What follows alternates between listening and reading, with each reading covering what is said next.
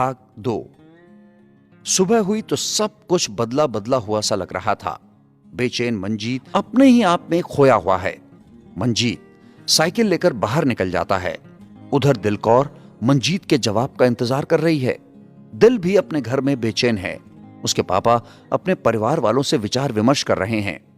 दिल का बड़ा भाई सनी बोलता है, मेरे हिसाब से लड़का अच्छा है, परिवार भी अच्छा है। वैसे भी इस दूर दराज के इलाके में अच्छे लड़के कहां मिलते हैं। दिल का चाचा भी सनी की बात से सहमत नजर आता है।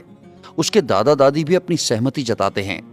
दिल बेमन से सबकी बातें सुन रही है। उसको तो सिर्फ मंजीत का ही इंतजार है। लेकिन दोपहर बीत गई पर मंजीत का कोई संदेश उसको नहीं आया। दोपहर बीत गई, मंजीत वापस गांव की तरफ आता है। देखता है कि गांव के पीपल के पेड़ के नीचे गांव के मशहूर लोक गायक नंदू जट का अखाड़ा लगा हुआ है। नंदू जट मिर्जा साहिबा, हीर रांझा, लैला मजनू के किस्से बहुत मीठे अंदाज में गाता है। उसके गाने का अंदाज ऐसा ही कि कुछ लोग तो आंसू बहाने लगते हैं। नंदू मशहूर फिल्म गदर एक प्रेम कथा के गाने लोगों की फरमाइश पर गा रहा है। गदर फिल्म कुछ वक्त पहले ही आई थी और उसके डायलॉग्स भी बहुत मशहूर थे। मंजीत के पापा भी स्टेज पर अपने परफॉर्मेंस दिखाने लगते हैं और जोर जोर से डायलॉग बोलने लगते हैं। पूरा गांव उनके लिए तालियां बजाता है। तभी दिल के पापा भी नंदू गायक से अपने पसंद के हीर रांझा का किस्सा सुनाने को बोलते हैं। नंदू गायक अपनी सुरीली आवाज में हीर और रांझा के किस्से सुनाने लगता है। हीर आख दीवे जोगिया झूठ बोले, कौन विछड़े यार मिलांदा, ऐसा कोई न मिलिया वो मैं ढूंढ थकी, जेड़ा गया नू मोड़ लेवाइंदा, मेल रूहां दे अजल दे रोज होवे, ते सच्चे इश्क दी न्यू तामीर होवे, सारी चमदियां जुतियां कर सोई, जेड़ा जूदा रोग गवावदाई, भला दस खां चिड़ी व छुणयाणू, कदो रब सच्चा घर ले आवदाई। किस्सा सुनते सुनते गांव के लोगों की आंखों में आंसू आ जाते हैं। नंदू की आवाज में अजीब सी कशिश है। कुछ घर दूर दिल कौर हीर रांझा का किस्सा अपने छत से सुन रही है। दिल को लग रहा है जैसे नंदू जट ये किस्सा दिल और मंजीत के लिए ही गा रहा हो। उसे लगता जैसे पूरा गांव हीर रांझा की जुदाई का किस्सा नहीं, बल्कि मंजीत और दिल की सामने दिख रही जुदाई का किस्सा सुन रहे हैं। थोड़े समय में दिल के चाचा और उसकी चाची रोते हुए घर में आते हैं। चाची बोलती है, पता नहीं कैसे लोग थे जो दो प्यार करने वालों में जुदाई डाल दी। क्या प्यार करना गुनाह है? हीर के घर वाले तो एक नंबर के कमीने थे। दिल को चाची का रुदन सुनकर मानो दिल के दिल से बहुत बड़ा कोई बोझ उतर गया हो। दिल मुस्कुराते हुए चाची से बोली, चाची, अगर आप हीर की चाची होती तो क्या उसके चाचा कैदों को हीर को जहर देने से रोकती? चाची फटाक से बोली, मैं चाचा के हाथ तोड़ देती। अरे प्यार कोई गुनाह है क्या? दिल, चाची अगर मैं हीर होती तो? चाची एकदम से शांत हो गई। फिर थोड़ा फुसफुसाते हुए बोली, तुम्हारा कहीं चक्कर वक्कर तो नहीं चल रहा किसी के साथ? देख लो, कोई ऐसी वैसी बात है तो मैं घर वालों से बात कर लूंगी। दिल की मानो उम्मीदों को पंख लग गए। लेकिन दिल ने ऐसा कहा तो चलो छोड़ो चाची, देखते हैं। चाची दिल की बातों से दुविधा में पड़ जाती है। चाची को लगता है कि कुछ गड़बड़ है। उधर मंजीत के पापा दिलावर सिंह घर में पहुंचते हैं। मंजीत, पापा, आपकी परफॉर्मेंस जबरदस्त थी। गदर मूवी में तो सनी देओल की जगह आपको हीरो होना चाहिए था। मंजीत के पापा मूंछों पर हाथ घुमाते हुए बोले, अस्सी सनी देओल तो कठा। शाम ढल चुकी है। मंजीत अपनी छत पर लेटा हुआ है। आसमान में थोड़े थोड़े तारे दिख रहे हैं। मंजीत एक एक करके सब तारों को गिन रहा है। बार बार भूल जाता है और फिर से उंगली उठाकर गिनने लगता है।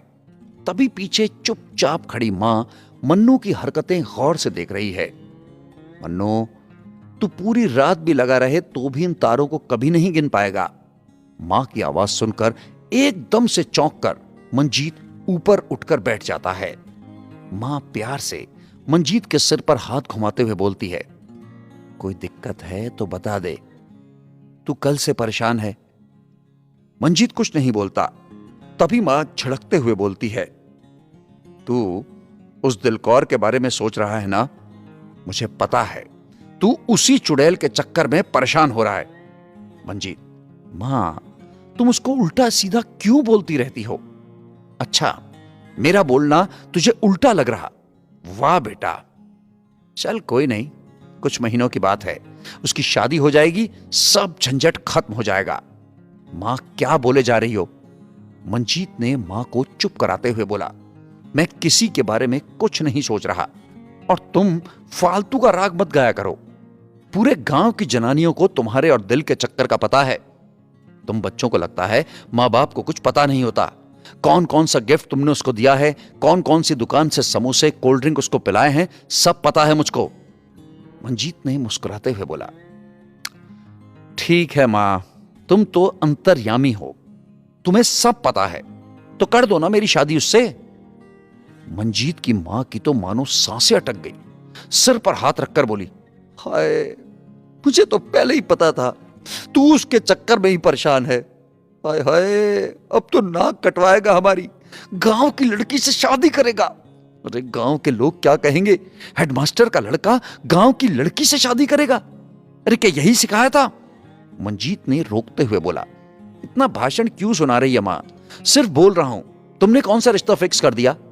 ओए, तू सच सच बता, तेरे दिल में चल क्या रहा है? कहीं तुम लोगों ने कोर्ट में जाकर शादी तो नहीं कर ली? अरे कहीं तुम लोग घर से भागने का प्लान तो नहीं बना रहे? मैं मर जाऊं, तेरा बाप तो मुझे काट देगा। अपने पापा के सामने गलती से भी ऐसा कुछ मत बोल देना, नहीं तो वो गदर मचा देंगे। रात अपने जोश में है, झिंगुर अपनी रागनी गा रहे हैं, पर मंजीत बदहोश पड़ा हुआ। मां की बातें तो मानो मंजीत के गले में फंदा ही डाल गई हों। क्या करूं, क्या ना करूं, यही सोच में मंजीत पूरी रात करवट बदलता रहता है। सुबह हो गई। मंजीत अपना साइकिल लेकर स्कूल में जाता है। रास्ते में दिलकौर की पड़ोसन लीला दाएं बाएं झांक कर फटाफट एक खत गली में फेंक देती है। मंजीत शायद जानता है कि खत किसका है। लीला पहले भी मंजीत और दिल के खत एक दूसरे को आदान प्रदान करती हैं, यानी प्रेमियों के लिए एक डाकिये का काम करती है। मंजीत खत उठाता है। बेचैन मंजीत स्कूल से पहले ही रोड पर रुक जाता है और खत पढ़ने लगता है। मंजीत, मैंने तुम्हारे खत का बहुत इंतजार किया, लेकिन तुम्हारा कोई जवाब नहीं आया। पापा ने लड़के वालों को हां कह दिया है, बस 1-2 दिन में शादी की डेट फिक्स हो जाएगी। लड़की वाले 1 महीने के भीतर ही शादी करने को बोल रहे हैं। पापा, मामा और चाचा के जवाब का इंतजार कर रहे हैं। मेरे पास वक्त कम है और मैं तुम्हारे बिना नहीं जी सकती। मेरे पास ज्यादा ऑप्शन नहीं है। या तो मैं हर दिन मर मर कर जीने के लिए किसी और से शादी कर लूं, या एक ही बार तुमसे जुदा होने के डर से आत्महत्या कर लूं। अगर तुम मेरे घर वालों से बात नहीं कर सकते तो प्लीज मुझे घर से ले चलो। हम कोर्ट में जाकर, गुरुद्वारे में जाकर शादी कर लेंगे। कल तक मुझे तुम्हारा जवाब चाहिए, कैसा भी। मिस यू, सिर्फ और सिर्फ तुम्हारी दिल। खत पढ़कर मंजीत की हालत खराब हो जाती है। मंजीत स्कूल जॉब पर जाने के बजाय पास वाले दरिया की तरफ निकल जाता है। दरिया किनारे एक पेड़ के नीचे बैठकर दिल की एक तस्वीर अपने पर्स से निकालकर अपने दिल पर रखकर आंसू बहाने लगता है। मंजीत पूरा दिन पेड़ के नीचे सोच विचार में गुजार देता है। उसे हर वो दिन बात याद आती है जो उसने दिल के साथ बिताया था, हर वो वादा जो उसने दिल के साथ किया था। ये दिन भी आएगा, कभी नहीं सोचा था। आखिर 25 साल की दिल कब तक अपने घर वालों को उसकी शादी से रोक कर रखती।